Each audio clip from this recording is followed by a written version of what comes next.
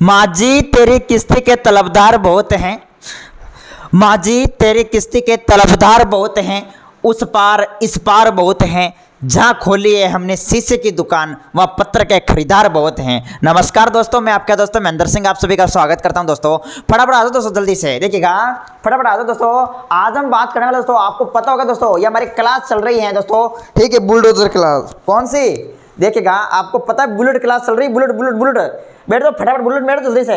देखिएगा, आज हम बात करेंगे दोस्तों प्रमुख, आज हमारी जो है बुलेट क्लास नंबर 2 है। क्या है दोस्तों? बुलेट क्लास नंबर 2 है, 2 दूसरी क्लास है ये।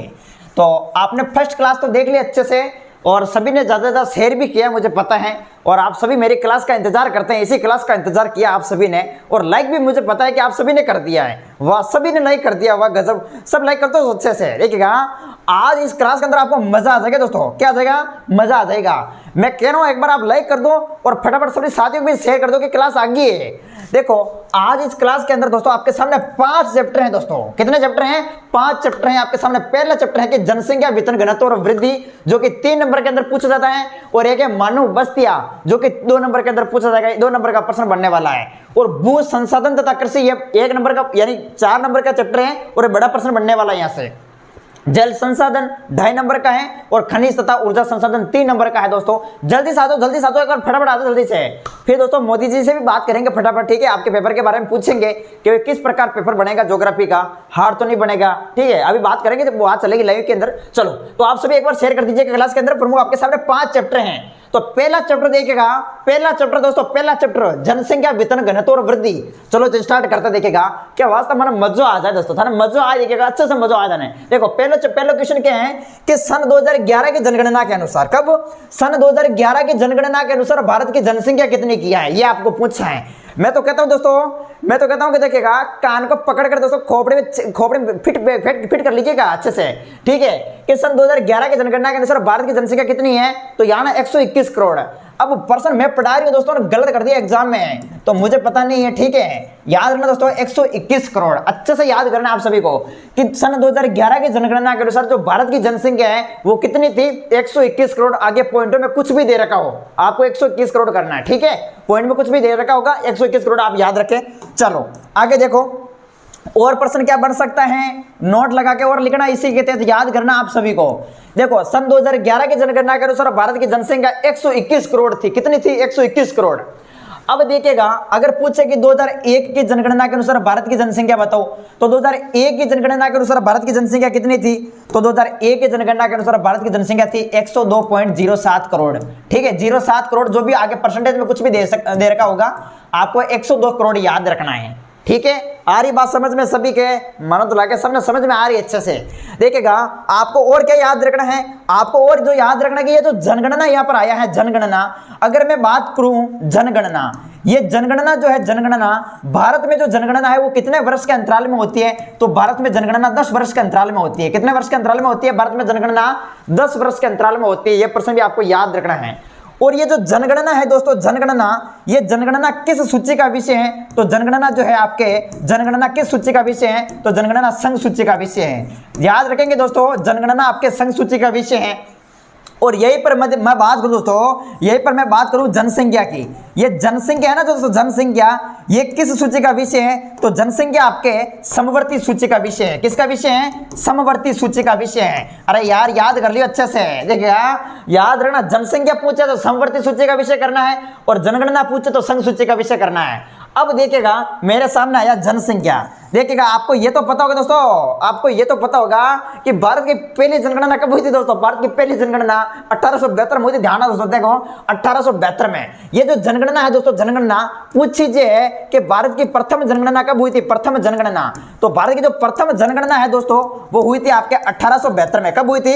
1872 में हुई थी। लेकिन ये कुछ क्षेत्र तक सीमित थी दोस्तों, कुछ क्षेत्र तक सीमित थी। फिर बाद में दोस्तों पहले संपूर्ण जनगणना होती है, संपूर्ण जनगणना। तो याद रखना आप सभी अच्छे से कि देखिएगा, ये जो जनगणना है, अगर पूछे कि भारत की पहली संपूर्ण जनगणना, प्रश्न पूछ लीजिए कि भारत की पहली संपूर्ण जनगणना कब हुई थी, पहली संपूर्ण जनगणना कब हुई थी, तो फिर आपको क्या करना है दोस्तों?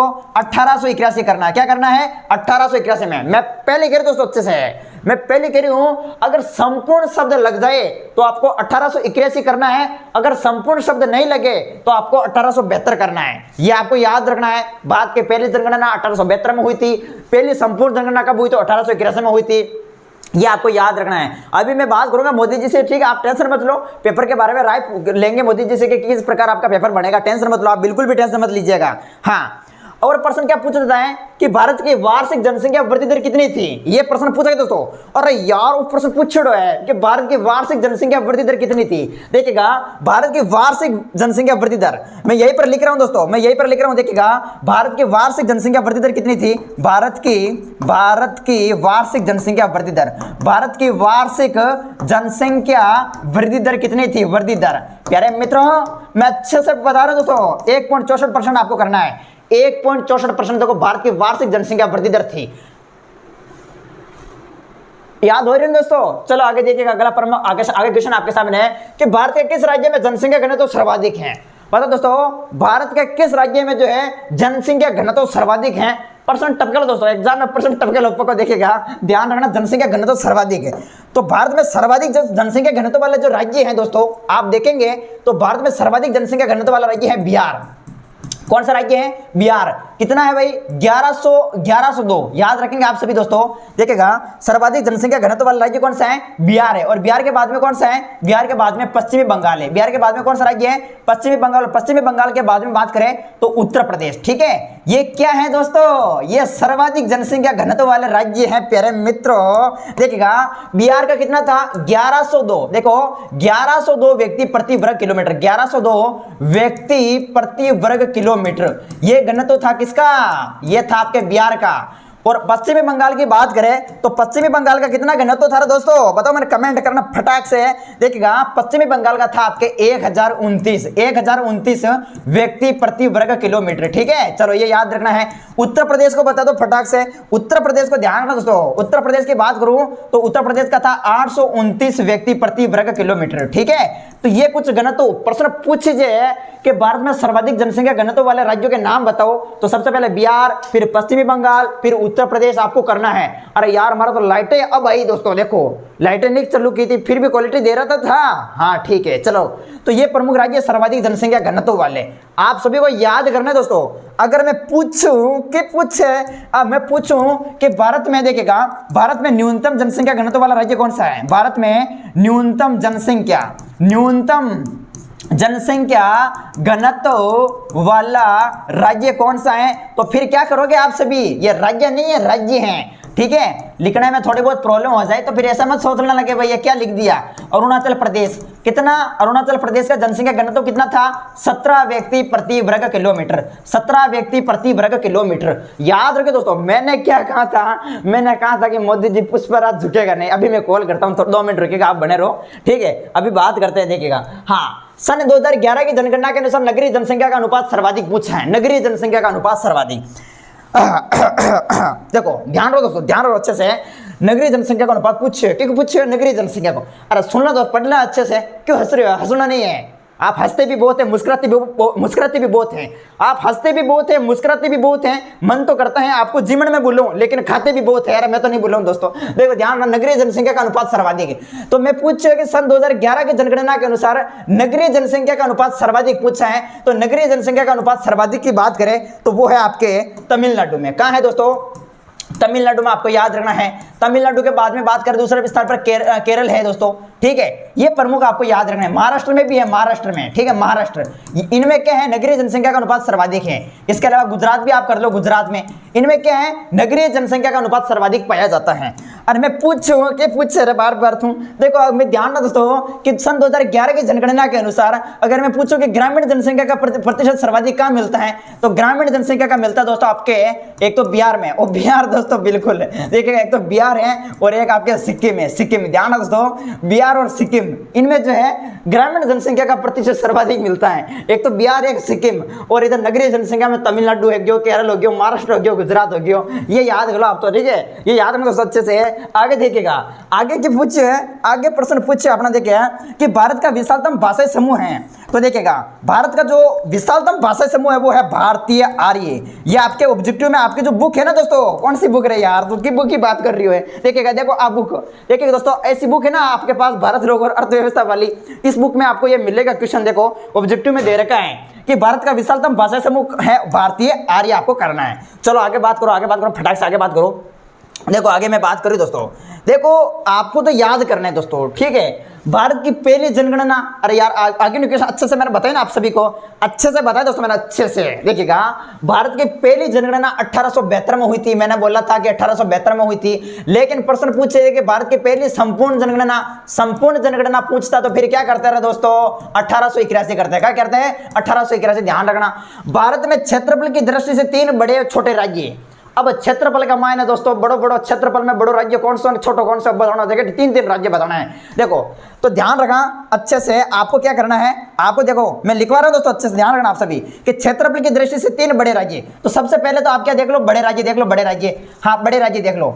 तो बड़े राज्यों में हम बात करें तो सबसे पहले अपना राजस्थान, हाँ दोस्तों यहाँ पर गोगा जी का थान, बाबू जी का थान सब मिल जाएंगे दोस्तों, तेजा जी का थान। और राजस्थान जो है वो क्षेत्रफल की दृष्टि से सबसे बड़ा राज्य है दोस्तों, बड़ा राज्य है क्षेत्रफल में। और दोस्तों बाजरो तो राजस्थान भी हुआ है, और राजस्थान वाला जितना भी पढ़ाई कर रही है दोस्तों, सब बाजरो को होरो चपका दोस्तों पढ़िया रहे सब, ठीक है। जो पीछे रह गया, देखो ध्यान रखना, पीछे नहीं रहना अपना ने, राजस्थान, ठीक है। देखो क्षेत्रफल में सबसे बड़ा राज्य है अपना राजस्थान, और राजस्थान के बाद में बात करता हूं तो मध्य प्रदेश आएगा। कौन सा आएगा, मध्य प्रदेश। और मध्य प्रदेश के बाद में बात करें तो उत्तर प्रदेश है, मध्य प्रदेश के बाद में उत्तर प्रदेश। तो देखो राजस्थान का क्षेत्रफल है 3,42,239 वर्ग किलोमीटर, ठीक है, जो भारत के क्षेत्रफल का 10.41% आपको पता होगा। भारत का क्षेत्रफल कितना है, ओ 32,87,263, 32,87,263 भारत का क्षेत्रफल है, और राजस्थान को 3,42,239 है। अब अपने ने बड़े बड़े राज्य तो हमने ये कर दिए, तो छोटे छोटे राज्य कौन करेगा दोस्तों, छोटे छोटे राज्य। तो छोटे छोटे राज्य भी आप याद रखना दोस्तों, आपके गोवा और गोवा दोस्तों, बिल्कुल गोवा, देखो महाराष्ट्र के पता है दोस्तों, कर्नाटक और देखो गोवा मिल जाए, गोवा है। इसके अलावा सिक्किम, ठीक है, गोवा है, सिक्किम है, और बताओ और त्रिपुरा है, त्रिपुरा। ये क्या है, ये क्षेत्रफल की दृष्टि से छोटे छोटे राज्य दोस्तों। हाँ देखो फोन को कभी भी, देखो मोबाइल को कभी यहाँ मत रखो दोस्तों, क्योंकि ये किरणें जो है वो यहाँ छाती में घुस जाती है। देखिए मैं इसको निकाल रहा हूँ, ठीक है, क्योंकि यार कोई मतलब नहीं है, ठीक है। मेरे यहाँ छाती में तभी दर्द होने लग गया, मैं इसको मोबाइल को कभी यहाँ मत लगाओ दोस्तों, ठीक है यार। चलो हाँ ठीक है, ये मतलब मोबाइल की तपती है। आगे देखिएगा जनसंख्या की दृष्टि से बड़े राज्य। अब क्या पूछे दोस्तों, जनसंख्या की दृष्टि से बड़े बड़े राज्य पूछे, जनसंख्या मायने।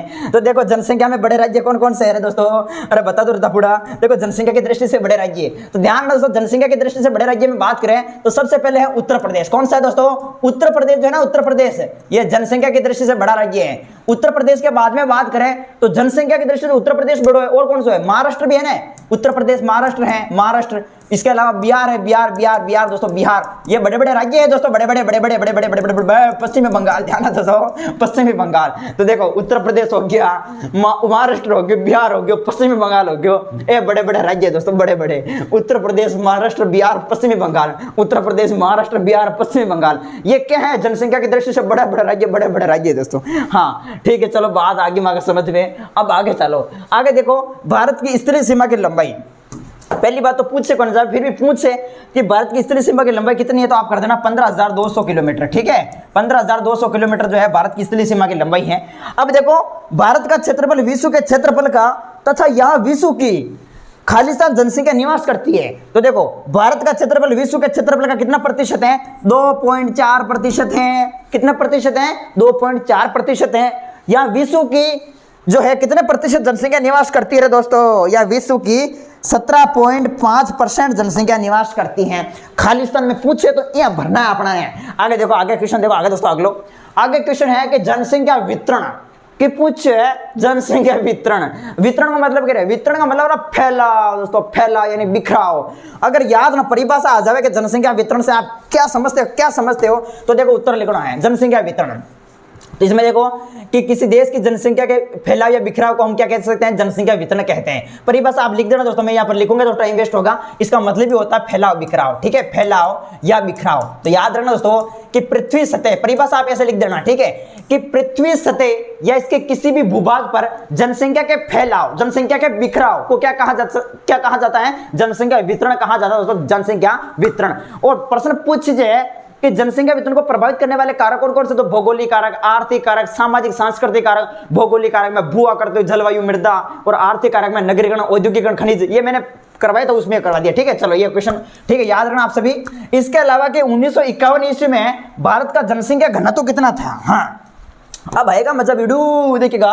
1951 ईस्वी में भारत का जनसंख्या घनत्व कितना था, तो 117 व्यक्ति प्रति वर्ग किलोमीटर, 117 व्यक्ति प्रति वर्ग किलोमीटर। ये क्या है रे दोस्तों, ये 1951 में भारत का जनसंख्या घनत्व था। और 2011 ईस्वी में भारत का जनसंख्या घनत्व कितना था, देखिएगा 2011 में था भाई आपके 382 व्यक्ति प्रति वर्ग किलोमीटर, ठीक है, वर्ग किलोमीटर। अरे विनोद सुन रहे हैं, देख ले विनोद अच्छे से। विनोद देखो, मैंने एक कमेंट करने लग रही है व्हाट्सएप, एक छोर कमेंट कर रही हो व्हाट्सएप पर, मैसेज कर रही हो है, नीचे भी यूट्यूब में नीचे कमेंट कर रहा है भाई वीडियो के नीचे कि यार आप तो गूगल पर भी चल रहे हो, ठीक है। मैंने एक कमेंट देखी हो कि आपके तो गूगल पर भी वीडियो चलने लगे, इसका मतलब आप फेमस हो रहे हो।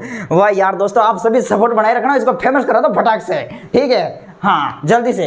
इसके अलावा भी मैं मोदी जी से बात करूंगा तो आराम से हो जाएंगे फेमस। देखिएगा आगे बात करते हैं जनसंख्या वृद्धि की। पूछे दोस्तों जनसंख्या वृद्धि, अगर जनसंख्या वृद्धि की परिभाषा आपको पूछे, अब देखो इसी के तहत मैं कहीं परिभाषा आपको लिखवाने वाला हूं। हाँ लिखा जल्दी लिखा दो। हाँ तो देखो आप क्या लिखें दोस्तों, जनसंख्या वृद्धि, देखो पृथ्वी सतह या इसके किसी भी भूभाग पर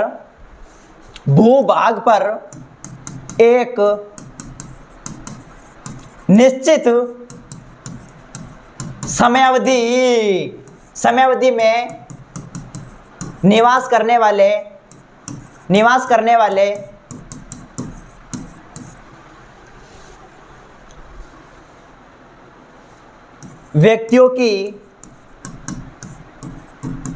संख्या में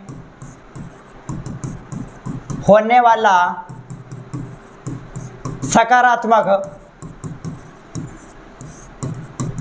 सकारात्मक जो परिवर्तन होता है,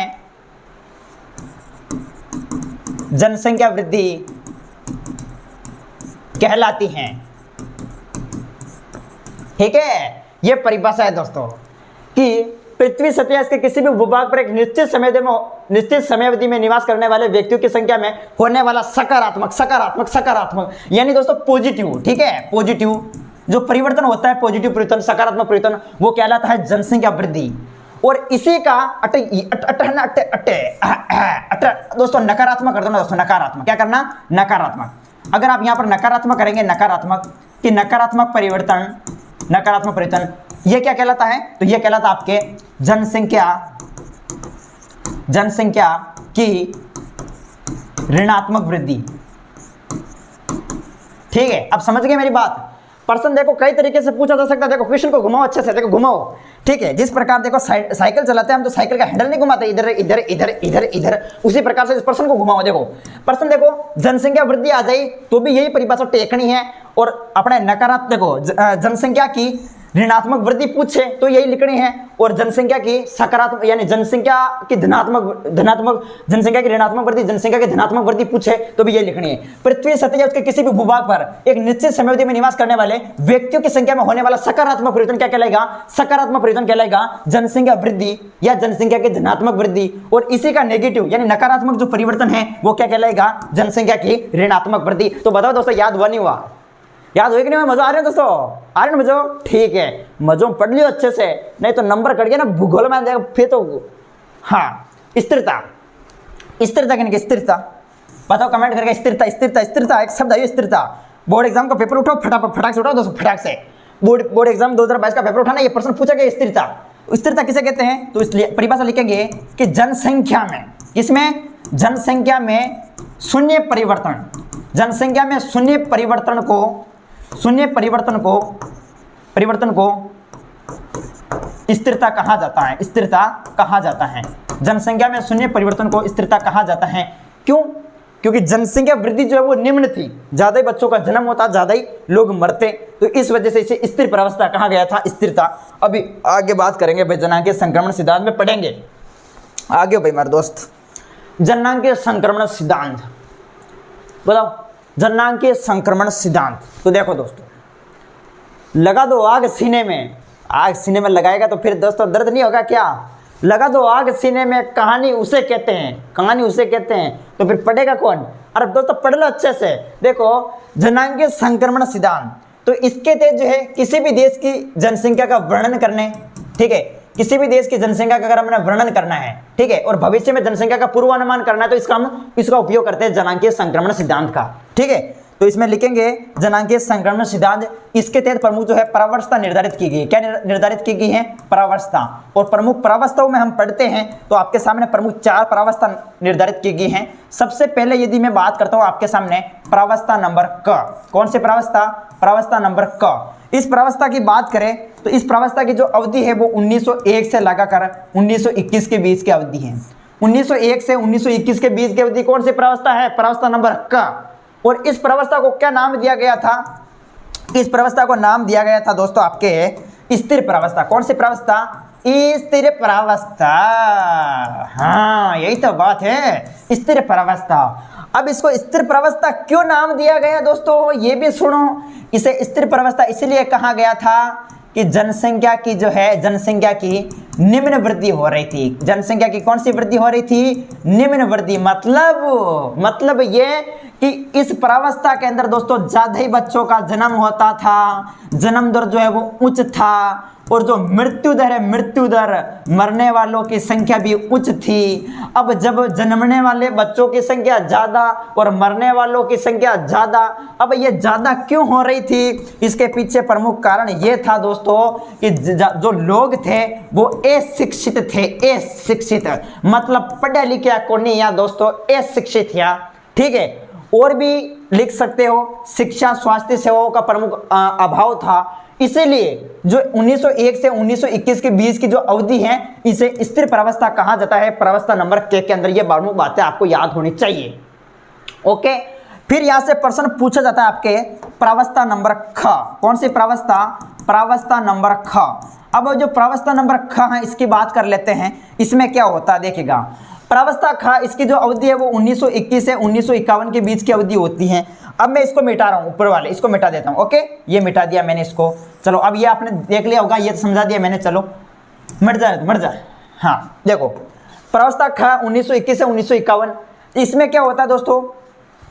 क्या होता है इसमें? होता है दोस्तों, लोग जो है वो धीरे धीरे क्या करते हैं? शिक्षित होने लगते हैं। क्या होने लगते हैं दोस्तों? शिक्षित होने लगते हैं, ठीक है। और प्रमुख शिक्षा है, ठीक है, जो स्वास्थ्य सेवाएं हैं, स्वास्थ्य सेवाएं, उनका विकास होने लग जाता है। तो लोग समझदार हो गया, तो इस वजह में अटक कर रही हो। जन्म दर है ना, जन्म दर, ये जन्म दर तो बेटा उच्च बनी रही हो दोस्तों, जन्म दर जो है वो उच्च बनी रही हो। और जो मृत्यु दर है ना दोस्तों, देखिएगा, जो मृत्यु दर है, मृत्यु दर में कमी होगी। क्यों? क्योंकि दोस्तों लोग समझदार हो गया। अब कोई गंदा नहीं रहे दोस्तों, गंदा सुगला की तरह नहीं रहे, ठीक है। पहले तो क्या है कि दोस्तों सनानी ने करता माथा में जड़ा ऊपर, ठीक है, माथा उकटा कोई बॉल यार दूसरा कटा कपड़ा ग्रहण, ये गंदे रहते गंदे। अब आपको पता दोस्तों, टाइम पर स्नान नहीं करेंगे तो फिर आपको बीमारियों से ग्रसित हो जाएंगे, और ग्रसित होंगे तो सब मर जाएंगे, ठीक है। तो इसमें क्या हुआ दोस्तों? इसमें देखो मृत्यु दर में तो क्या आ गई? कमी आ गई, क्योंकि लोग क्या है शिक्षित हो गए कि वास्तव में अगर हम थोड़े से हम साफ सफाई नहीं रखे तो बीमार हो गए तो फिर हम मर जाएंगे, डूब के मर जाएंगे हम, ठीक है। तो देखो क्या हुआ दोस्तों, शिक्षित हो गए और इस वजह से मृत्यु दर में तो आ गई कमी और जन्म दर बढ़ रही हो उच्च। तो याद ही दोस्तों आपको याद रखना ये। अब ये इस प्रावस्था की बात हो गई। अब देखो आगे क्या रहेगा दोस्तों, आगे और कहानी सुनो था। देखो प्रावस्था नंबर ग, क्या है दोस्तों? प्रावस्था नंबर ग। इसमें क्या बात होती है दोस्तों? इसमें प्रमुख बात होती है, ध्यान रखना दोस्तों। देखो मैंने ये समझा दिया आपको, अब मैं इसको भी मिटा रहा हूँ दोस्तों, ये मिटा दिया मैंने। और लो मिट गया दोस्तों। अब देखो आपको ध्यान रखना, प्रावस्था नंबर ग, इसमें क्या होता है? ये 1921 से 1951 के बीच की अवधि थी। अब ये जो है प्रमुख आपके 1951 से 1981 के बीच की अवधि है। अब इससे देखो ध्यान रखना। एक प्रश्न पूछे दोस्तों, देखो कि किस प्रावस्था को, देखो प्रश्न क्या पूछे कि किस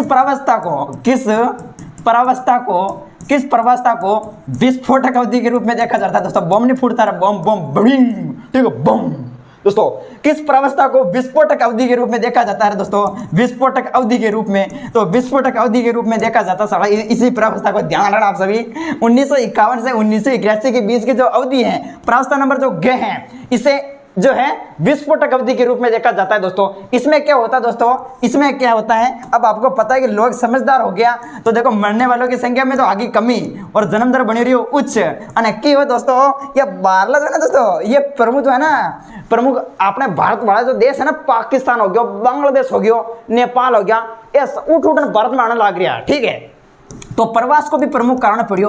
प्रवास, लोग बाहर से आकर बसने लगे, अंदर भारत में आकर टपक गया रहने लग गया। तो ये वजह दोस्तों के वो अभी इस प्रावस्था को नाम दिया गया, ये तो विस्फोटक अवधि है, विस्फोटक, लगातार जनसंख्या वृद्धि होगी।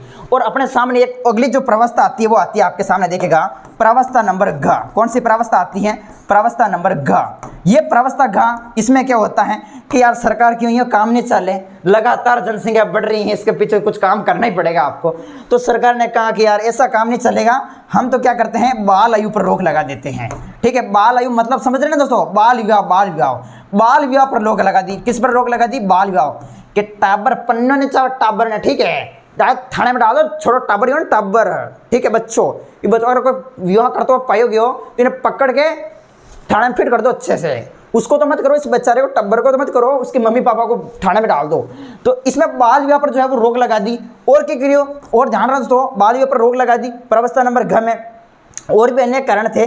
फिर बाद में देखो लड़कियों के विवाह की उम्र जो है बढ़ा दी गई, विवाह की उम्र को बढ़ावा दिया गया। किस प्रावस्था में, इसी प्रावस्था में। तो इसमें क्या होता है, फिर जन्म दर तो उच्च रहता है, लेकिन मृत्यु दर में जो जन्म दर और मृत्यु दर इनमें कमी हो जाती है फिर, ठीक है। जन्म दर में कमी आ जाती है और इधर मृत्यु दर में कमी। तो इस प्रकार से जो है धीरे धीरे ये इस प्रकार सिस्टम चलने लगा। तो ये था हमारा जननांगीय संक्रमण सिद्धांत। अगर आ जाए तो मैंने जो समझाया उसी प्रकार से आपको करना है, ठीक है। प्रश्न बड़ा बनेगा तो इस प्रकार से पूछा जाएगा, जननांगीय संक्रमण सिद्धांत को विस्तार से समझाएगा तो इसमें आप ये निर्धारित कर सकते हैं प्रमुख प्रावस्था ही। हाँ यार, हमारे समझ में आगे। चलो आगे देखो, आगे राष्ट्रीय युवा नीति का फोन लगो मोदी जी के। हाँ अभी 2 मिनट रुकेगा, अभी कितने बज रहे हैं मेरे पास, हाँ अभी 2 मिनट रुको, आप थोड़ा इस पार्ट को कंप्लीट करने दो, फिर मोदी जी के फ़ोन लगाएंगे। हाँ आप इंतजार करते रहना, देखिएगा कि मोदी जी, आप भी बताना मुझे कि क्या क्या कहूँ मोदी जी को। देखो राष्ट्रीय युवा नीति कब प्रारंभ हुई थी, तो राष्ट्रीय युवा नीति दोस्तों ये आपके फरवरी 2014 में, कब, फरवरी 2014 में राष्ट्रीय युवा नीति प्रारंभ की गई थी। इसमें यह बताया गया कि 15 से 29 वर्ष की आयु, 15 से 29 वर्ष के आयु के व्यक्तियों को युवा के रूप में परिभाषित किया गया। ये तो युवा है, युवा। तो 15 से 29 वर्ष के आयु को युवा के रूप में किसमें जो है परिभाषित किया गया है, फरवरी 2014 में राष्ट्रीय युवा नीति में। और एक पूछे जाते हैं कौशल विकास यानी उद्यमिता नीति, ये कब प्रारंभ हुई थी, तो ये प्रारंभ हुई थी आपके 2015 में। कब, 2015 में ये प्रारंभ हुई थी कौशल विकास नीति। चलो ठीक है, बहुत अच्छी बात है, बहुत अच्छी बात, वेरी गुड गुड गुड। जननांगीय संगठन, देखिएगा जनसंख्या संगठन किसे कहते हैं, जनसंख्या संगठन। तो इसमें किसी भी देश की आयु, ठीक है, लिंग, व्यवसाय, शिक्षा, साक्षरता, इन सभी का जो अध्ययन किया जाता है वो किसमें किया जाता है, जनसंख्या संगठन में किया जाता है। तो जनसंख्या संगठन में, ठीक है, आ रही बात समझ में हमारे। 2011 की जनगणना के अनुसार भारत का धार्मिक समुदाय, हाँ ये प्रश्न पूछा जाता है, क्या पूछा जाता है कि 2011 की जनगणना के अनुसार भारत का धार्मिक समुदाय में जो है, धार्मिक समुदाय में किसकी संख्या जो है, किसका प्रतिशत ज्यादा है, तो हिंदू का, ठीक है, हिंदू है अपने भारत के अंदर दोस्तों 79.8%। और बात करें सबसे कम कौन है, तो सबसे कम है जैन धर्म के, ठीक है, 0.4%।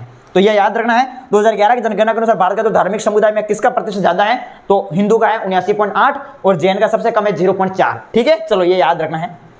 आगे देखो, सन 2011 की जनगणना के अनुसार भारत की श्रमजीवी जनसंख्या, यह आपको किसके आधार पर बताना है, यह आपको बताना है व्यावसायिक संवर्गित की दृष्टि से, ठीक है। व्यावसायिक संवर्गित दृष्टि से सन 2011 की जनगणना के अनुसार भारत की जो श्रमजीवी जनसंख्या है उसको प्रमुख 4 संवर्गों के रूप में बांटा गया। कितने वर्गों में बांटा गया है, 4।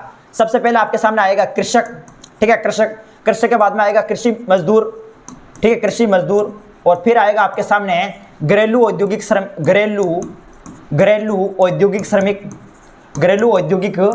श्रमिक और श्रमिक, ठीक है। फिर आपको लगना है अन्य श्रमिक।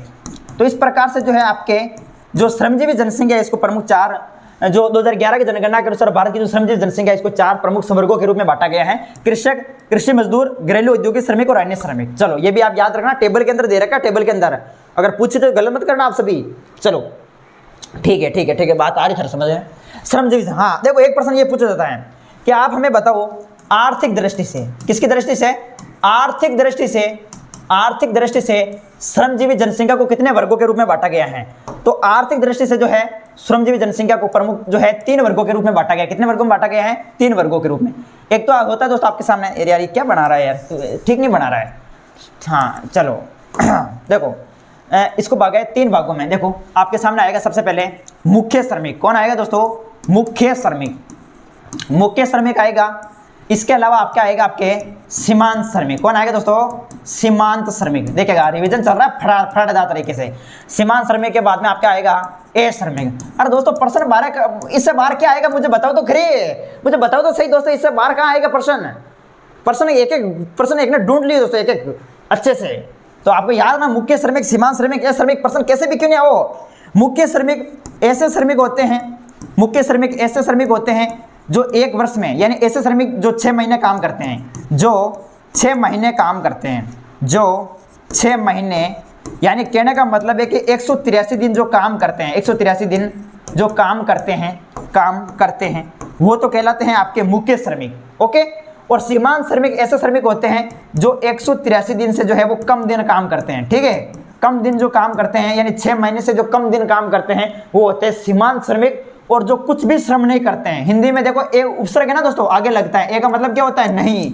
जो श्रम नहीं करते हैं 60% इनकी जनसंख्या पाई जाती है भाई, ये ए श्रमिक होते हैं 60%। ओके चलो ठीक है, वो अपना पहलो चैप्टर यो, अब दूसरा आएगा दोस्तों। आ रही बात समझ में आ रहा है, आए दोस्तों अच्छे से देखिएगा, लगा दो आग सीने में दोस्तों। फटाफट जल्दी से आ जाएगा दोस्तों, आज सभी एक बार क्लास को शेयर कर दीजिएगा। ऐसा मज़ा नहीं आ रहा, मज़ा आज मज़ा नहीं आ रहा, मज़ा नहीं आ रहा, क्यों नहीं आ रहा मज़ा, पढ़ाई कर ले मज़ा आ जाएगा अच्छे से। देखो मानव बस्तियाँ दोस्तों, अपने चैप्टर का नाम क्या है, मानव बस्तियाँ। ठीक है, चैप्टर का नाम क्या है दोस्तों, मानव बस्तियाँ। चैप्टर का नाम क्या है दोस्तों, मानव बस्तियाँ। हाँ तो मानव बस्तियाँ ना पढ़ा आपा सब पहले बहुत। मानव बस्ती किसे कहते हैं, मानव बस्ती और प्रमुख ग्रामीण एवं नगरीय बस्तियाँ। हाँ एक बार 2 मिनट रुकेगा, मैं मोदी जी को कॉल करता हूँ। मोदी जी क्या पता व्यस्त नहीं बता रहे हैं, 2 मिनट रुकेगा, मोदी जी के व्यस्त बताते होंगे मेरे हिसाब से। हाँ व्यस्त बता रहे हैं, 2 मिनट में कॉल करता हूँ उनसे। हाँ व्यस्त है, ठीक है व्यस्त है। चलो मैं थोड़ी देर बाद में वापस करता हूँ, ठीक है। चलो मानव बस्तियाँ की बात करें तो एक स्थान, परिभाषा आप लिखेंगे कि एक स्थान जो साधारण रूप से, ठीक है, एक स्थान जो साधारण रूप से स्थायी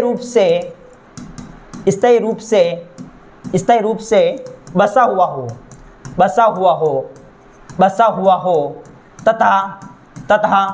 तथा वहाँ पर मनुष्य का इंसान का आदम का निवास हो। क्या हो, निवास हो, उसे क्या कहा जाता है, उसे मानव बस्तियाँ कहा जाता है।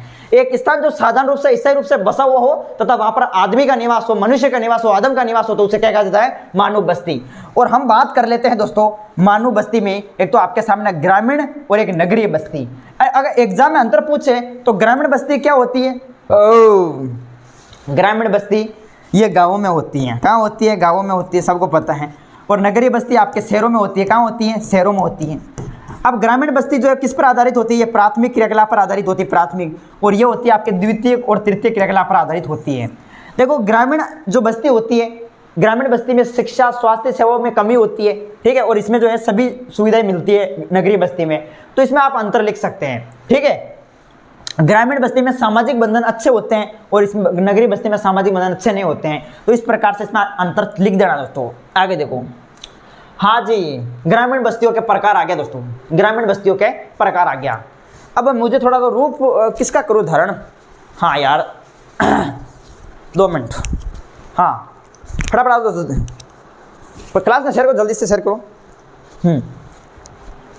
ठीक है, आजा कटे। ग्रामीण बस्तियों के प्रकार, ठीक है, ग्रामीण बस्तियों के प्रकार आपको पूछे जाएंगे तो आपको याद रखना, एक तो गुच्छित बस्ती होती है। कौन सी बस्ती होती है, गुच्छित बस्ती। कौन सी बस्ती होती है, गुच्छित बस्ती।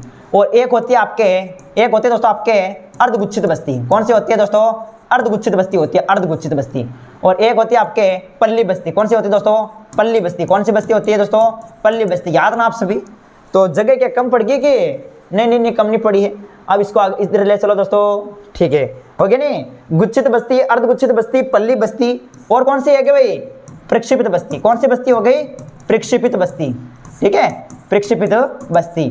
तो आप देखेंगे तो दोस्तों आपके सामने 4 प्रकार की बस्ती आई है दोस्तों। देखो, जो गुच्छित बस्ती होती है इसमें जो घर होते हैं, घर बहुत पास पास होते हैं दोस्तों, ठीक है। यहाँ पर घर, यहाँ पर घर, यहाँ पर घर, यहाँ पर घर, यहाँ पर घर, यहाँ पर घर, यहाँ पर, यहाँ पर, यहाँ पर, यहाँ पर, यहाँ पर, यहाँ पर। गुच्छित बस्ती में घर बहुत पास पास होते हैं और यह आयताकार होती है। किस प्रकार होती है? आयताकार होती है, रेखिक होती है, रेखिक, और ये अरीय आकार की होती है। किस प्रकार होती है? अरीय आकार की, ठीक है, आपको याद रखना है। गुच्छित बस्ती आपको याद रखना, ये कहाँ कहाँ पाई जाती है? तो ये आपके बुंदेलखंड में देखने को मिलती है। कहाँ देखने को मिलती है? बुंदेलखंड हुआ, नागालैंड हुआ। यहाँ पर कौन सी बस्ती देखने को मिलती है? तो ये आपके गुच्छित बस्ती देखने को मिलती है। इसमें घर बहुत पास पास होते हैं। ओके, चलो चलो चलो, हमारा बात समझ में आने वास्ते मुकेश महेंद्र एजुकेशन को तो भलो ही है। हाँ देखो, अर्धगुच्छित बस्ती याद रखना। अर्धगुच्छित बस्ती, ये बस्ती दोस्तों यानी गुच्छित बस्ती के टूटने के कारण बनती है। यानी बड़े गांव, कोई बड़ा गांव है, बड़े गांव के टूटने के कारण किस बस्ती का निर्माण होता है? इसी अर्धगुच्छित बस्ती का निर्माण होता है दोस्तों। इसमें क्या होता है दोस्तों, जैसे कोई बड़ा गांव है तो वो वहां से बेरे पर चले जाते हैं, गांव को छोड़कर बेरे पर बस जाना, ठीक है, पहाड़ों पे वहां जाके बस जाना। तो ये होती है अर्धगुच्छित बस्ती। जैसे आपको राजस्थान में देखने को मिलती है ज्यादातर, ये बस्ती राजस्थान में देखने को मिलती है। हम क्या करते हैं दोस्तों, गांव को छोड़कर बेरे पर जाकर बस जाते हैं। तो ये राजस्थान, इसके अलावा आपके कहाँ देखने को मिलती है? राजस्थान में देखने को, गुजरात में भी देखने को मिलती है ये, गुजरात में, हाँ गुजरात में भी देखने को मिलती है। और जो पल्ली बस्ती होती है, ये बस्ती भौतिक रूप से अलग हो जाती है। यानी बस्ती के अगर बीच में से नदी गुजर गई तो अलग हो जाएगी, अलग अलग हो जाएगी, लेकिन इसका नाम जो है वो अलग अलग पड़ जाएंगे। वैसे तो नाम संयुक्त रूप एक ही रहेगा, लेकिन ठीक है, इसके उपनाम पड़ जाएंगे। देखो, पल्ली बस्ती का उपनाम क्या है? इसका नाम है पाड़ा है, पाड़ा, पाड़ा, और दोस्तों पाड़ा, पाना, ढाणी, ढाणी, नगला। हाँ दोस्तों, पाड़ा, पाना, ढाणी, नगला, ये इसी के नाम है दोस्तों। पाली भी कर देना आप, पाली भी लिखा मिलता है कई जगह, पाली, तो पाली भी इसी का नाम है, याद रखना। पाड़ा, पाना, ढाणी, नगला, पाली, ये पल्ली बस्ती के नाम है, ठीक है। और याद रखें, उसी प्रकार से एक आपके अगली जो बस्ती बचती है वो बचती है प्रक्षेपित बस्ती। इस बस्ती को कहते हैं एकाकी बस्ती। कौन सी बस्ती कहते हैं? एकाकी। इसे एकाकी का मतलब जो एकांत में पाई जाती है, दूर दूर पाई जाती है, दूर दूर जंगलों में देखने को मिलती है दोस्तों, वो एकाकी बस्ती होती है। ये बस्ती आपके देखने को मिलती है हिमाचल प्रदेश में। कहाँ देखने को मिलती है? हिमाचल प्रदेश में, ठीक है। तो इसमें जो है ये बस्ती दूर दूर देखने को मिलती है, एकांत में पाई जाती है, प्रक्षेपित बस्ती। तो बताओ दोस्तों, याद हुआ नहीं हुआ? याद सबने? गुच्छित बस्ती, अर्धगुच्छित बस्ती, पल्ली बस्ती, प्रक्षेपित बस्ती। अब लगाता हूं मैं मोदी जी के फोन। हाँ, तो आप सभी ज़्यादातर संख्या शेयर कर दो। मैं मोदी जी का भी बात करता हूं।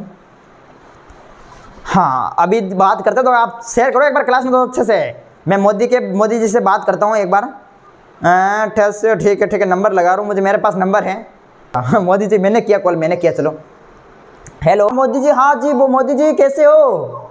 बढ़िया बढ़िया बढ़िया हो नहीं? हाँ, तो देखो मोदी जी, मैं थाने कह रही हूँ आप कैसे? हाँ, मैं बढ़िया हूँ मोदी जी, बढ़िया हूँ, आपकी दुआ से मैं बढ़िया हूँ। मोदी जी देखो, क्या है कि थोड़ा पेपर आप थोड़ा सही बनाना, ठीक है, थोड़ा ध्यान रखना, क्योंकि बच्चे अभी पढ़ाई कर रहे हैं और पेपर थोड़ा सही से बनाना, क्योंकि टाइम बहुत कम बचा है। आपने टाइम बहुत कम दिया है मोदी जी, ऐसे क्यों किया आपने? पेपर वैसे ठीक ही बनेगा, ठीक करवाते रहो। अच्छा ठीक है, मैं करवा रहा हूँ मोदी जी, टेंशन मत लो।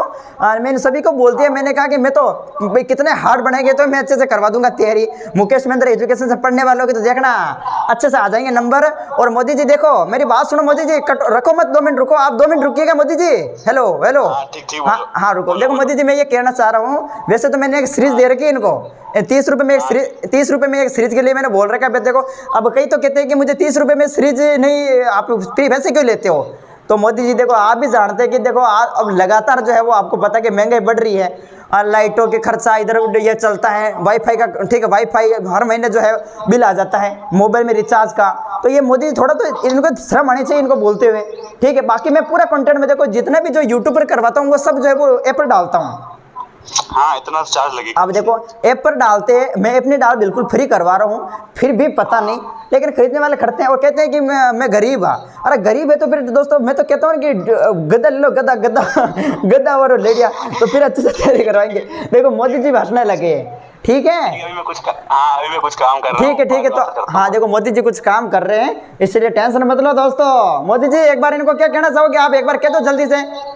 हाँ देखो, बात मैं यही कहना चाहूंगा कि लगातार हाँ देखो, मोदी जी कह रहे हैं कि लगातार मेहनत करो, नहीं तो पुपड़ी बोल दे एग्जाम में पुपड़ी है। मोदी जी सही है कि नहीं?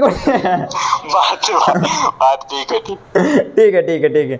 देखा देखा मोदी जी का कमाल। मोदी जी ने कहा कि पुपड़ी बोल रही है एग्जाम में पुपड़ी। हाँ चलो आगे देखिएगा, आगे देखो आगे है। मैंने कहा कि मोदी जी तो मोदी जी है, अच्छे नंबर का। ठीक है, बात होगी अब नगरीय बस्ती, तो घबराने की चिंता नहीं है। मुझे तो दोस्तों अब टेंशन नहीं है। मैं तो मैं पढ़ूँ चाहे नहीं पढ़ूँ तो कोई टेंशन नहीं है। मोदी जी ने कहा कि पेपर ठीक ठाक बनेगा दोस्तों। मजा आ गया, मुझे तो मजा आ गया। पेपर तो ठीक ठाक ही बनेगा दोस्तों। नगरीय बस्तियों में नगरों के प्रकार आपको याद रखने हैं। देखो एक तो नगर है आपके नगर, ठीक है, एक आपके महानगर है महानगर। माता मोदी जी ने मारो दिमाग तो सही कर दिया यार, गजब। नगर महानगर, एक आपको याद रखना मेगा नगर मेगा नगर मेगा नगर। मुझे तो बड़ी मुझे आश्चर्य, मुझे तो देखो ये समझ में नहीं आ रहा कि मोदी जी के मेरे से बात कर सकते हैं। बात कर ली मोदी जी ने, वाह गजब। क्या नगर किसे कहते हैं? जब 1 लाख से अधिक जनसंख्या हो जाएगी, 1 लाख से अधिक जनसंख्या हो जाएगी तो वो क्या कहलाएगा? नगर कहलाएगा। और महानगर कब कहलाएगा? जब 10 लाख से अधिक जनसंख्या हो जाएगी। मोदी जी मजा आ गया, 10 लाख से अधिक जनसंख्या हो जाएगी तो वो महानगर कहलाएगा। और देखो महानगर को क्या कहते हैं मोदी जी? अरे मोदी जी ने देखो अच्छे से महानगर को कहते हैं मिलियन सिटी। ध्यान रखना आप सभी, मिलियन सिटी। मिलियन सिटी को क्या कहते हैं दोस्तों? महानगर कहते हैं। 10 लाख से अधिक जनसंख्या हो जाएगी तो वो महानगर कहलाएगा, मिलियन सिटी कहलाएगा। और याद रखना मेगा नगर जब 50 लाख से अधिक जनसंख्या हो जाएगी, ठीक है, जब 50 लाख से अधिक जनसंख्या हो जाएगी तो वो मेगा नगर कहलाएगा दोस्तों। ध्यान रखना ध्यान रखना ध्यान रखना। आगे देखो, आगे क्वेश्चन, आगे देखो। जनसंख्या के आधार पर नगर, कुछ हम बात करें तो आपके सामने जैसे बात करें प्रशासनिक नगर है, प्राचीन नगर है, प्राचीन नगर, ठीक है, प्राचीन नगर है, प्राचीन नगर है। इसके अलावा बात करें तो मध्यकालीन नगर है, मध्यकालीन नगर। प्राचीन नगर है, मध्यकालीन नगर है, प्राचीन नगर है, मध्यकालीन नगर है। और क्या बात करें? प्राचीन, मध्यकालीन और आधुनिक नगर है, आधुनिक नगर। ये क्या है मोदी क्या है भाई दोस्तों? ये जनसंख्या के आधार पर नगर हैं। प्राचीन नगर, मध्यकालीन नगर, आधुनिक नगर। प्राचीन नगर दोस्तों ध्यान आप सभी अच्छे से, जो प्राचीन नगर भारत में 2000 साल पुराने प्राचीन नगर है, भारत में 2000 साल पुराने प्राचीन नगर है। उदाहरण के तौर पर देखो इलाहाबाद, इलाहाबाद है, वाराणसी है, पाटलिपुत्र है, ये इसी के उदाहरण है प्राचीन नगर के। इलाहाबाद हो गया, इलाहाबाद इलाहाबाद इलाहाबाद। इसके अलावा वाराणसी है, वाराणसी वाराणसी वाराणसी वाराणसी वाराणसी, ये पाटलिपुत्र, ये इसी के उदाहरण है प्राचीन नगर के। मध्यकालीन नगर, हाँ पूछा था दोस्तों, मध्यकालीन नगर, मध्यकालीन जैसे दिल्ली, आगरा, जयपुर, ये मध्यकालीन नगर राजा रजवाड़ों के द्वारा इनका विकास हुआ था दोस्तों।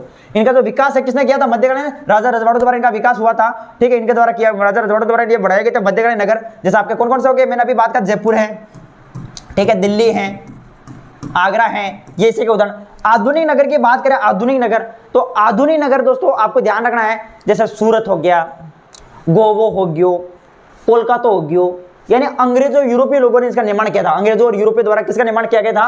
प्रमुख आधुनिक नगर का। जैसे सूरत हो गया, सूरत, ठीक है, गोवा हो गया, गोवा। तो ये कुछ याद रखना आप सभी जनसंख्या के आधार पर नगर। वैसे तो पूछे नहीं जाएंगे, फिर भी पूछ ले तो इस प्रकार से याद रखे, कौन कौन सा प्राचीन नगर है, कौन सा आधुनिक नगर है, कौन सा, इस प्रकार से। चलो आगे देखो अगला क्वेश्चन। हाँ अगला देखो आगे, हाँ प्रशासन नगर में देखो, प्रशासन नगर में, प्रशासन नगर, तो प्रशासन नगर देखो ये कार्य के आधार पर नगर है। किसके आधार पर है? कार्य के आधार पर नगर है, कार्य के आधार पर। सबसे पहले प्रशासन नगर है, फिर औद्योगिक नगर है, फिर परिवहन नगर है। अब प्रशासन नगर देखो, मैं थोड़ा समझा देता हूं दोस्तों फटाफट, ठीक है, क्योंकि थोड़ा टाइम है। स्टेज का अगर ऊपर रखते हैं कैमरे को, हाँ एक बार कैमरा देखो, आपको ध्यान रखना प्रशासन नगर। कैमरा में आपको दिखाई तो सभी को सही दे रहा है क्या? एक बार मैं चेक कर लेता हूँ, ठीक है, चेक कर लेता हूँ मैं। हाँ सही दिखाई दे रहा है सभी को, चलो बहुत अच्छी बात है, बहुत अच्छी बात है। हाँ ध्यान रखना है। देखो सबसे पहले क्या है? प्रशासन नगर। क्या है दोस्तों? प्रशासन नगर है ऐसे नगर जहां उच्च स्तर के प्रशासनिक मुख्यालय होते हैं। जैसे आपके सामने चंडीगढ़ होगी, नई दिल्ली होगी, भोपाल होगी, जयपुर होगी। प्रशासन नगर किसे कहते हैं? ऐसे नगर जहां उच्च स्तर के क्या होते हैं? प्रशासनिक मुख्यालय होते हैं। जैसे आपके सामने हो गया, मैंने बताया नई दिल्ली हो गई, जयपुर हो गया, ये हो गया, ठीक है, अच्छे से आपको ध्यान रखना है, नई दिल्ली, भोपाल, जयपुर। और औद्योगिक नगर, ऐसे नगर जो प्रमुख आपके लिए जैसे खनन कार्य के लिए प्रसिद्ध है, औद्योगिक नगर। ऐसे नगर होते हैं जहाँ उद्योग अधिक मात्रा में उपलब्ध है, वो औद्योगिक नगर कहलाते हैं। जैसे बात करें मुंबई हो गया, जमशेदपुर हो गया, ठीक है, तो मुंबई जमशेदपुर आप लिख सकते हैं। और परिवहन नगर, परिवहन नगर किसे? परिवहन से आपको पता है परिवहन नगर किसे कहते हैं? जो आयात व निर्यात के लिए प्रसिद्ध है, आयात व निर्यात के कार्यों में जो है लगे रहते हैं, वो होता है परिवहन नगर। जैसे बात करें तो कांडला, ठीक है, कांडला हो गया, कांडला। इसके अलावा विशाखापट्टनम हो गया, तो ये आपके परिवहन नगर हो गए। अब देखो आगे दोस्तों, आगे आगे देखो, वाणिज्यिक नगर, मोस्ट इंपोर्टेंट है वाणिज्यिक नगर। ध्यान रखना, वाणिज्य नगर में क्या होता है? ऐसे नगर जो व्यापार या वाणिज्य के लिए प्रसिद्ध है, ठीक है, व्यापार या वाणिज्य के लिए प्रसिद्ध है। व्यापार एवं जो वाणिज्य के लिए प्रसिद्ध है वो क्या होते हैं? वो होते हैं आपके वाणिज्यिक नगर। कैसे? कोलकाता, सतना, ठीक है, उदाहरण लिख सकते हो, कोलकाता, कोलकाता, कोलकाता। इसके अलावा सतना, सतना, ये प्रमुख है, इसी के उदाहरण है। खनन नगर, ऐसे नगर जो खनन कार्य के लिए प्रसिद्ध है। किसके लिए प्रसिद्ध है? खनन कार्य के लिए प्रसिद्ध है। जैसे ये प्रश्न पूछा था, इंपॉर्टेंट है खनन नगर वाला, ठीक है, कि खनन कार्य के लिए प्रसिद्ध कौन है? जैसे रानीगंज हो गया, रानीगंज। इसके अलावा झारिया हो गया, झारिया। ये क्या है? तो ये खनन नगर के उदाहरण दोस्तों अच्छे से। और देखो छावनी नगर, ऐसे नगर जो छावनी नगर, ऐसे नगर होते हैं, इन्हें गैरीसन नगर भी कहते हैं। क्या कहते हैं? गैरीसन नगर। छावनी नगर को क्या कहते हैं? गैरीसन नगर कहते हैं। जैसे आपके अंबाला हो गया, अंबाला, जालंधर, ये किसी के उदाहरण है? तो ये आपके जो है छावनी नगर के उदाहरण है। तो ये हो गए। अब देखो आगे, हाँ आगे आपके सामने धार्मिक नगर। देखो धार्मिक नगर किसे कहते हैं? सॉरी, देखो धार्मिक नगर में आपको ध्यान रखना, धार्मिक नगर जो धर्म से संबंधित हैं, ठीक है, जो धार्मिक समुदाय के लिए। देखो धार्मिक नगर किसे कहते हैं? ऐसे नगर जो धार्मिक महत्व के लिए प्रसिद्ध होते हैं। जैसे हरिद्वार हो गया, वाराणसी हो गया, ठीक है, हरिद्वार हो गया, आपके वाराणसी हो गया, ये आपके जो है धार्मिक समुदाय के लिए जो प्रसिद्ध है, धार्मिक नगर। ऐसे नगर जो धार्मिक महत्व के लिए प्रसिद्ध है, वो धार्मिक नगर। शैक्षिक नगर, देखो ये प्रश्न भी इंपॉर्टेंट है, शैक्षिक नगर वाला।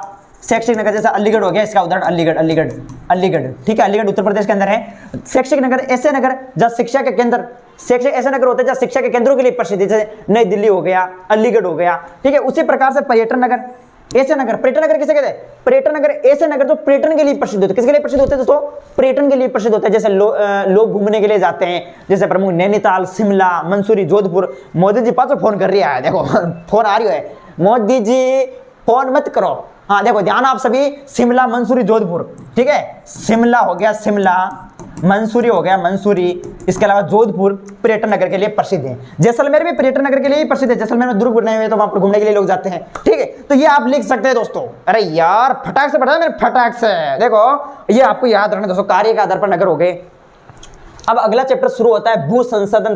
तो ठीक है दोस्तों, आपके सामने चैप्टर नंबर 3 है भू संसाधन तथा कृषि, और 4 नंबर का चैप्टर है। अब इसको भी देख ले फटाक से, ठीक है। मैं आपको बताऊंगा, थोड़ा आप समझ लेना दोस्तों, ठीक है। देखो अगर प्रश्न पूछा 4 नंबर का चैप्टर है, इसका मतलब यहाँ ये आएगा दोस्तों प्रश्न इस प्रकार से ही। देखो आपको क्या पूछा जाएगा? आपको पूछा जाएगा कि भू उपयोग वर्गीकरण, यानी भूमि का वर्गीकरण कीजिएगा। तो देखो वनों के अधीन क्षेत्र, पहला पॉइंट तो आप ये लिखेंगे। दूसरा लिखेंगे गैर कृषि कार्यों में प्रयुक्त भूमि। तीसरा बंजर भूमि। चौथा स्थायी चारागाह क्षेत्र, ठीक है।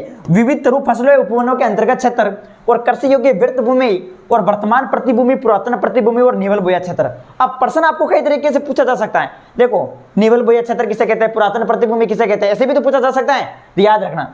तो वनों के अधीन क्षेत्र, तो इसमें आप ये लिख सकते हैं वनों के अधीन क्षेत्र में कि सरकार द्वारा वनों के क्षेत्र में वनों का क्षेत्र का सीमांकन किया जाता है, ठीक है, इस प्रकार से। और दूसरा पॉइंट आपके सामने कृषि गैर कृषि कार्य में प्रयुक्त भूमि और बंजर भूमि। बंजर भूमि किसे कहते हैं? ऐसी भूमि जो कृषि योग्य नहीं बनाई जा सकती, प्रौद्योगिकी के द्वारा, टेक्नोलॉजी के द्वारा कृषि योग्य नहीं बनाई जा सकती, वो हो गई बंजर भूमि, ठीक है। और स्थायी चारागाह क्षेत्र हो गया, ये भी हो गया। विविध रूप फसलों उपवनों के अंतर्गत इसके अंदर फल सब्जियां वो है जो आ जाएंगे फल, ठीक है। और कृषि योग्य व्यर्थ भूमि 6वें नंबर पर है, कृषि योग्य व्यर्थ भूमि। तो देखो 6वें नंबर पर कृषि योग्य व्यर्थ भूमि है, और 7वें नंबर पर वर्तमान प्रतिभूमि है। परिभाषा भी पूछ ली जाती है, जैसे कृषि योग्य व्यर्थ भूमि से आप क्या समझते हैं? कृषि योग्य व्यर्थ भूमि, वे भूमि जो पिछले 5 वर्षों से अधिक समय तक कृषि रहित रहती है, यानी 5 साल ऐसी पड़ी है, ठीक है, ऐसी पड़ी कोई खेती नहीं हो रही है, तो वो कहलाती है कृषि योग्य व्यर्थ भूमि, ठीक है। ऐसी भूमि जो पिछले 5 वर्षों से अधिक समय तक कृषि रहित रहती है, वो कृषि योग्य व्यर्थ भूमि कहलाती है। वर्तमान प्रतिभूमि किसे कहते हैं? वर्तमान प्रतिभूमि वे भूमि जो एक कृषि वर्ष ये उससे कम समय तक कृषि रहित रहती है, यानी जो 1 साल से कम समय तक जो ऐसे पड़ी रहती भूमि, वो कहलाती है वर्तमान प्रतिभूमि। और पुरातन प्रतिभूमि किसे कहते हैं? ऐसी भूमि जो कृषि योग्य भूमि होती है, यानी कहने का मतलब जो 5 वर्ष से अधिक, 5 वर्ष से तो अधिक है, लेकिन 1 वर्ष यानी 1 वर्ष से अधिक, लेकिन 5 वर्ष से कम समय तक कृषि रहित रहती है, ठीक है। ये पुरातन प्रतिभूमि। जो 5 वर्ष से तो कम लेकिन 1 वर्ष से अधिक समय तक जो है वो कृषि रहित रहती है, वो पुरातन प्रतिभूमि होती है। और निवल बोया क्षेत्र, ये निवल बोया जहां पर फसलें उगाई जाती है और काटी जाती है, वो निवल बोया क्षेत्र कहलाता है, ठीक है। तो मैंने आपके सामने 9 पॉइंटों का एक्सप्लेन किया, ये आपको याद रखना भू उपयोग वर्गीकरण में, याद रखना मोस्ट इंपॉर्टेंट है। अब आगे देखो बिल्कुल आगे चलो, आगे देखो अगला भारतीय कृषि की समस्या। पीछे देखो भारतीय कृषि की समस्या में हम बात कर लेते हैं। तो ये आपके देखो आपको नोट्स पढ़े होंगे, तो नोट्स में आप देखा होगा पीछे पेज वाले भारतीय कृषि की समस्या में। तो भारतीय कृषि की समस्या में आपको याद रखना देखो, भारतीय जो कृषि है वो मानसून निर्भर है। किस पर निर्भर है? मानसून निर्भर है। पहला पॉइंट आप इसमें ये लिख सकते हैं, ठीक है, मानसून निर्भर है भारतीय कृषि। दूसरा पॉइंट आप इसमें क्या लिख सकते हैं कि भारतीय कृषि मानसून निर्भर है और ऋण उत्पादकता। दूसरा पॉइंट आप लिख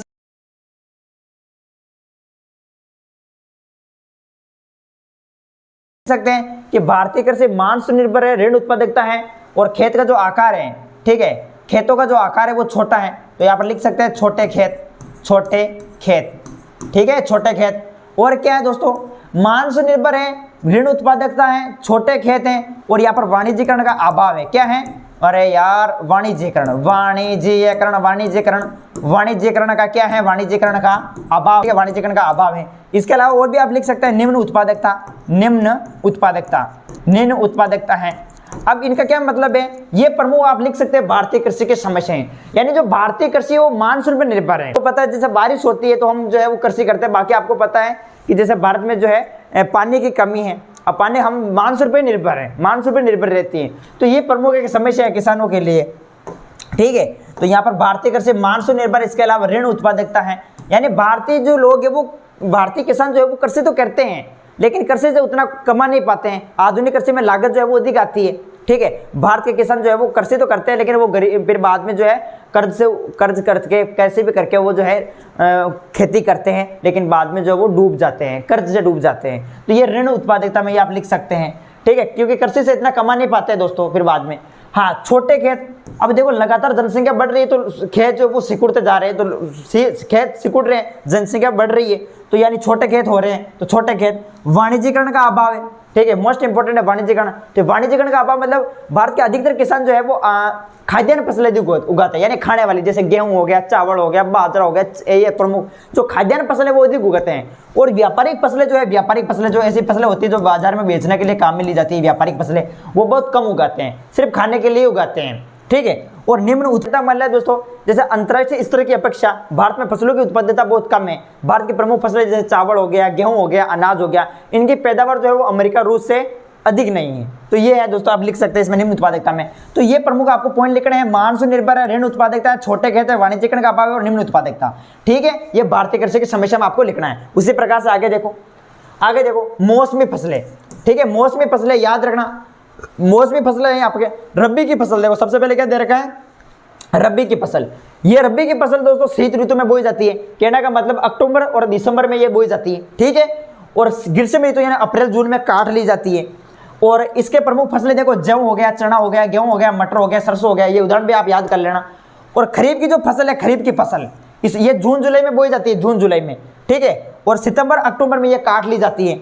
चावल हो गया, मक्का हो गया, कपास हो गया, ये इसके उदाहरण है। तो आप चाहो तो इनको नोट कर लीजिएगा, वैसे समझाने वाली बातें नहीं है, आप तो पढ़ेंगे तो याद हो जाएंगे अच्छे से, ठीक है। चलो अब देखो आगे, अब आगे देखो आप सभी जायद की फसलें। अब जायद की फसलें तब तक देखो सिंचित कृषि और वर्षा निर्भर कृषि। देखो जायद की फसलें की बात करें तो जायद की फसल आपको पता है जैसे रबी की फसल, ये रबी और खरीफ की फसल के बीच में यानी ग्रीष्म ऋतु में ये जो फसल बोई जाती है वो जायद की फसल बोई जाती है, ठीक है। अब यहाँ पर एक कृषि, अब सिंचित कृषि किसे कहते हैं, वर्षा निर्भर कृषि किसे कहते हैं, तो ध्यान रखना। देखो सिंचित कृषि, सिंचित कृषि किसे कहते हैं दोस्तों, आपको पता होगा। सिंचित कृषि ऐसी कृषि जिसमें सिंचाई सुविधा उपलब्ध होती है, जिसमें सिंचाई सुविधा उपलब्ध होती है वो सिंचित कृषि। और सिंचित कृषि को दो भागों में बांटा गया है, एक तो रक्षित सिंचाई, ठीक है, रक्षित सिंचाई, यह रक्षित सिंचाई, और एक है आपके सामने उत्पादक सिंचाई, ठीक है, उत्पादक सिंचाई।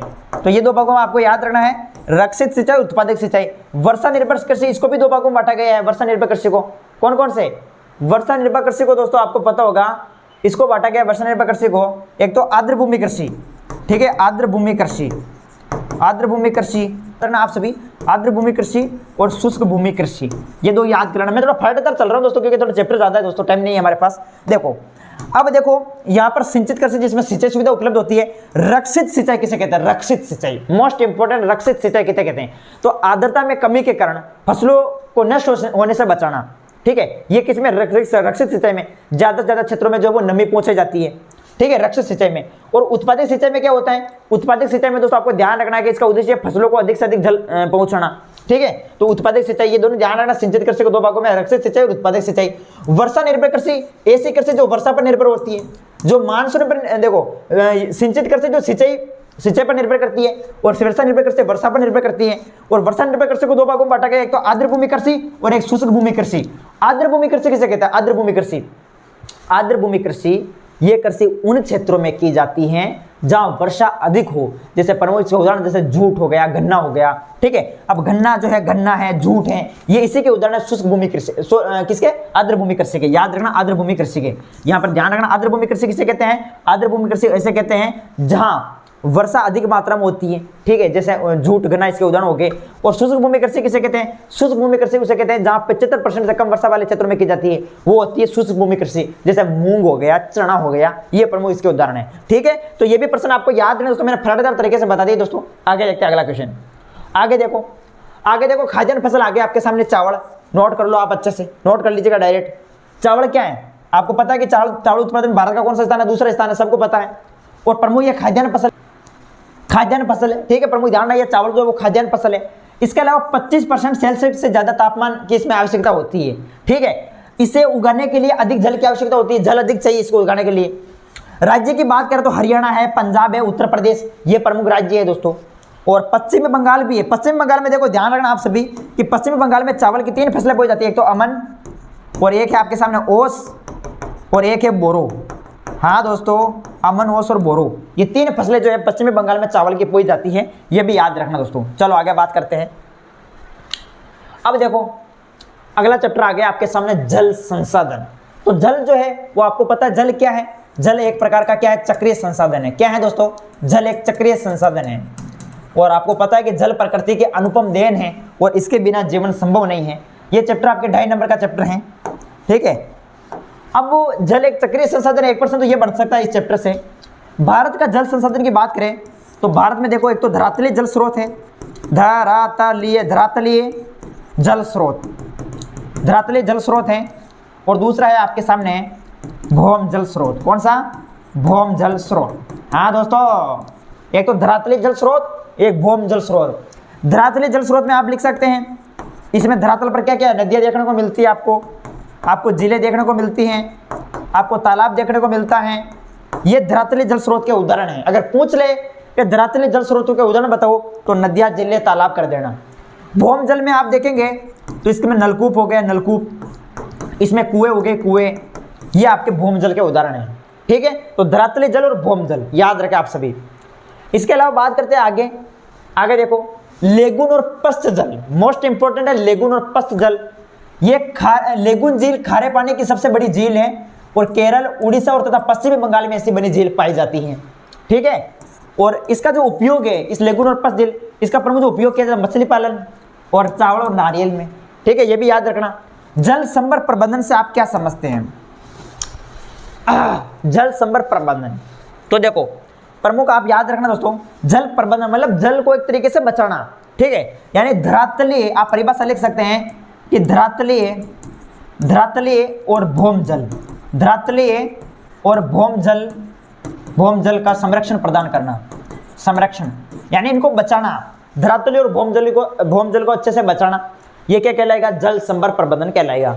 जल संभर प्रबंधन के प्रमुख उदाहरण क्या? जैसे तालाब बनाना। अब जल को हम कैसे बचा सकते हैं? तालाब बनाकर बचा सकते हैं। इसके अलावा जैसे कुएं बना देना, ये प्रमुख, ठीक है। इसके अलावा और आगे देखो, ये प्रश्न इंपॉर्टेंट मैंने करवा दिए। और इस चैप्टर से क्या बढ़ता है? आपने पढ़ा होगा, इस चैप्टर से प्रश्न जो बढ़ता है वो बढ़ता है नीरू मीरू कार्यक्रम। अरे नीरू, अरे मीरू, नीरू मीरू कार्यक्रम। नीरू मीरू कार्यक्रम कहाँ चला था आपको पता होगा? आंध्र प्रदेश में चला था। आंध्र प्रदेश में नीरू मीरू कार्यक्रम चला था। और एक प्रश्न आपके ये भी पूछा जाता है, अरवानी पानी संसद कार्यक्रम। कौन सा? देखो, अरवारी पानी संसद कार्यक्रम कहाँ चला था? ये आपके राजस्थान में चला था। राजस्थान में कौन सा जिला था? अलवर जिला था। अलवर राजस्थान के अंदर चला था अरवानी पानी संसद कार्यक्रम। और नीरू मीरू कार्यक्रम आंध्र प्रदेश में चला था। तो ये प्रमुख हो गए आपके दोस्तों, ध्यान रखना अच्छे से, ठीक है। आ रही बात समझ में? हाँ।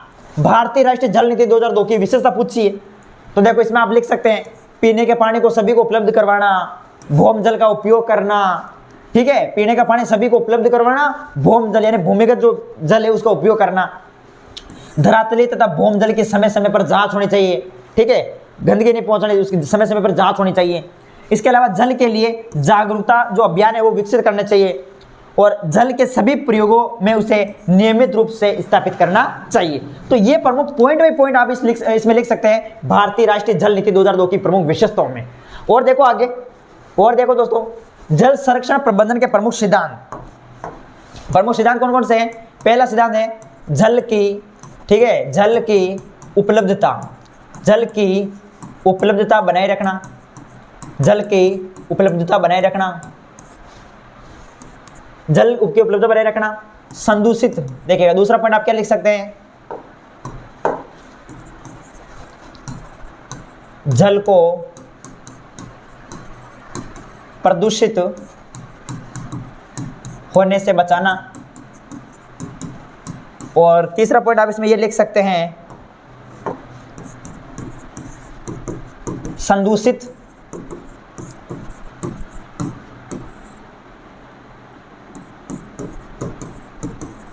परीक्षण करके उसका पुनःचक्रण करना। ठीक है, ये आप लिख सकते हैं। प्रमुख 3 पॉइंट जल संरक्षण प्रबंधन के 3 सिद्धांत हैं, जल की उपलब्धता को बनाए रखना, जल को प्रदूषित होने से बचाना और संदूषित जल को स्वच्छ करके उसका पुनःचक्रण करना। ये सिद्धांत हो गए। अब ये आपका अगला चैप्टर होता है खनिज तथा ऊर्जा संसाधन। मैं कह रहा हूँ दोस्तों थोड़ा वीडियो लंबा हो गया मेरा थोड़ा, ठीक है, अभी मैं लाइव क्लास भी लूंगा तो टाइम नहीं है मेरे पास, तो दोस्तों लाइव लेंगे।